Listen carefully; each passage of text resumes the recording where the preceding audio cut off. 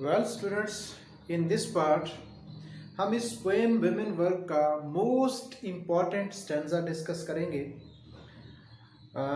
और जो सबसे पर्टिनेंट क्वेश्चन है पोएम्स का, how to explain with reference to context. Let's start. ये जो स्टैंजा है इस पोएम का सबसे इम्पोर्टेंट स्टैंजा है।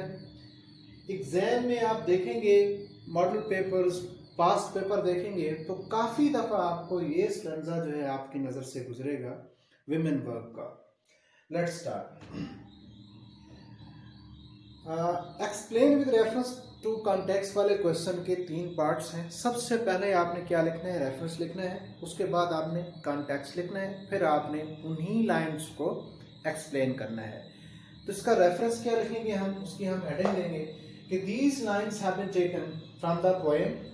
आगे पेन चेंज करके या आप अंडरलाइन कर दें, इन्वर्टेड कॉमास में लिख दें ताकि प्रोमिनेंट जो है वाज़े क्लियर नजर आए कहाँ से लिया गया है ये stanza. Women work written by Maya Angelou American writer, ये इसका रेफरेंस हो गया।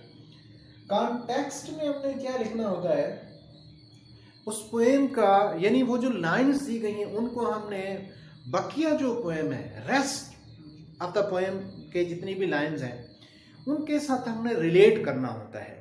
यानी एक ब्रीफली हमने उसकी समरी लिखनी होती है। समरी मीन पोएम के जो इम्पॉर्टेंट मेन जो पॉइंट्स हैं वो हमने लिखने होते हैं, किस में, कॉन्टेक्स्ट में, और उसके बाद explanation.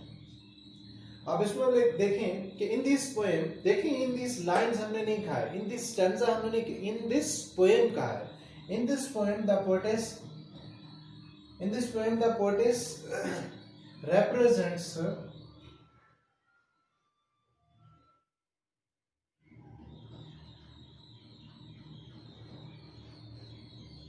in this poem the poetess represents the routine life and American women of an American women की रूटीन लाइफ को डिस्क्राइब करती है, जिस तरह हमने प्रीवियस पार्ट में मैंने इसको डिस्कस किया। She leads a busy life and desires for some newness। वो जो अमेरिकन women है कि she is leading much busy life, too much busy, she has many duties to perform and she desires for newness, for freshness। She has to work after her children। देखिए main points हमने इसमें लिख लिए कि she has to look after her children, बच्चों की देखभाल करनी पड़ती है, to cook food for them, to mend, to stitch their clothes, to buy and wash, यानी कि buy का जो किचन के आइटम्स हैं या घर के दूसरे जो छोटे छोटे आइटम हैं उनको ख़रीदना, वो भी उसी का काम है। यानी शॉपिंग जो है, जो होम शॉपिंग है वो भी उसी का काम है। टू वॉश, बच्चों के कपड़े वगैरह धोना, and to look after the garden if she had, और अगर उसके पास कोई किचन गार्डन है यानी घर के बाहर कोई बागीचा सा है तो उसकी लुक आफ्टर भी उसकी ड्यूटीज हैं।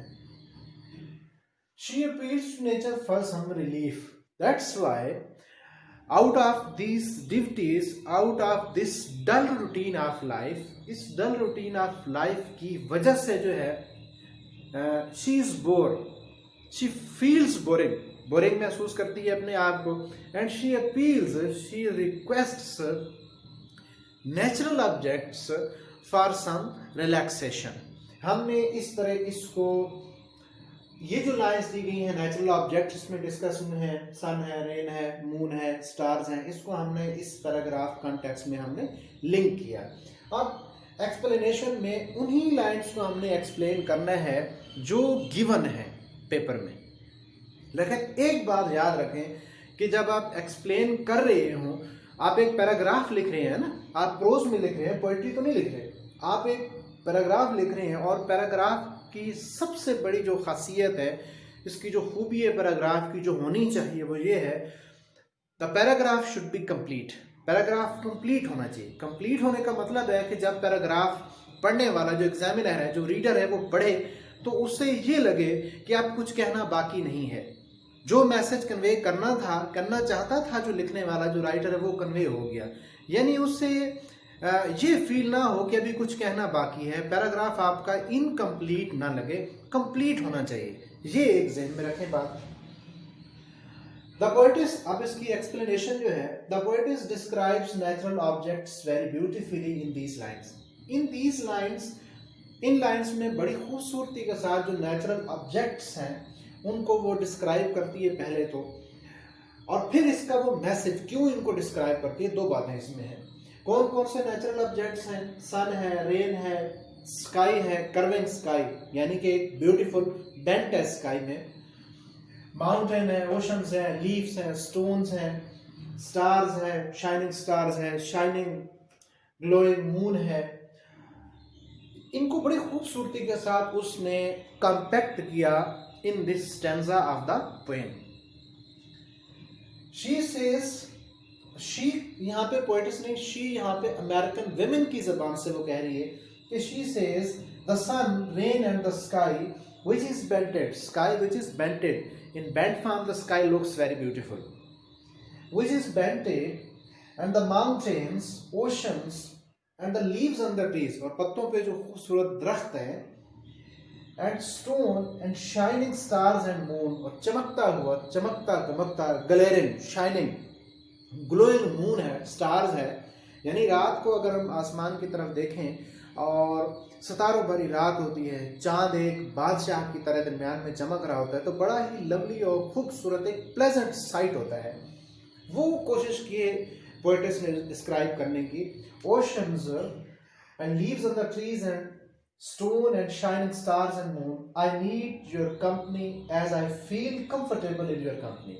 वो कहती है कि ये जो नेचुरल ऑब्जेक्ट्स हैं, यानी she doesn't complain, in other words, इतना उसके ज़िम्मे काम है, उसकी ड्यूटीज़ है, रिस्पॉन्सिबिलिटीज़ है, but she doesn't complain somebody, वो किसी को कंप्लेन नहीं कर रही है, बल्कि वो अपना उसका इस सारी जो उसकी डेली रूटीन है, हमने डिस्कस की इस पोएम में, इसका वो सोल्यूशन क्या निकालती है कि वो नेचुरल ऑब्जेक्ट से जो है वो मदद लेना चाहती है, उनकी कंपनी को एंजॉय करना चाहती है, और फिर वो अपील करती है कि actually she wants to enjoy the natural beauty of these natural scenes, natural objects जो हैं, इनकी जो खूबसूरत एक साइट है, मंजर है, सीन है, इसको वो एंजॉय करना चाहती है। तो इस तरह देखें, हमने उन्हीं लाइंस को एक्सप्लेन किया जो गिवन है, और कंप्लीट पैराग्राफ हमने लिखा है। तो इस पोएम की जो पिछला पार्ट मैंने डिस्कस किया, इसकी जो क्रिटिकल समरी हमने जिस तरह, जितने उसके मेन पॉइंट्स हैं, वो आप ज़रा जहन में रखें स्टूडेंट्स। और दूसरा जो है, आप इसको रेफरेंस टू कॉन्टेक्स्ट वाला क्वेश्चन है, तो आपने इस पैराए में इस मेथड को यूज़ करते हुए आपने जो मैं आपको स्किल्स बता रहा हूँ, ये आपने नोट करनी है। देखें, जब आपको किसी काम करने का मेथड आता हो, स्किल्स आता हो, तो फिर आसानी से आप उसे जो है वो टैकल कर सकते हैं, आप उसको रिजॉल्व कर सकते हैं, हल कर सकते हैं उस प्रॉब्लम को। तो इस क्वेश्चन से घबराना नहीं है। ये देखें, कंपल्सरी क्वेश्चन है, मेथड, स्किल्स आपको आने चाहिए, क्योंकि क्वेश्चन तो पोएम्स में से आएगा ही आएगा, तो उसकी तैयारी क्या है कि आपके पास मेथड, स्किल्स होनी चाहिए। इंशाल्लाह मिलते हैं नेक्स्ट लेक्चर में। अगर आपको कोई फ़ायदा हो रहा है इन वीडियोस का, इन लेक्चर्स का, जो मैं आपका टाइम ले रहा हूँ, इन लेक्चर्स को देखने के लिए आपका इंतहाई तहे दिल से मैं शुक्रगुजार हूँ। अगर this channel helps you, this is useful to you, then subscribe it. Thank you so much.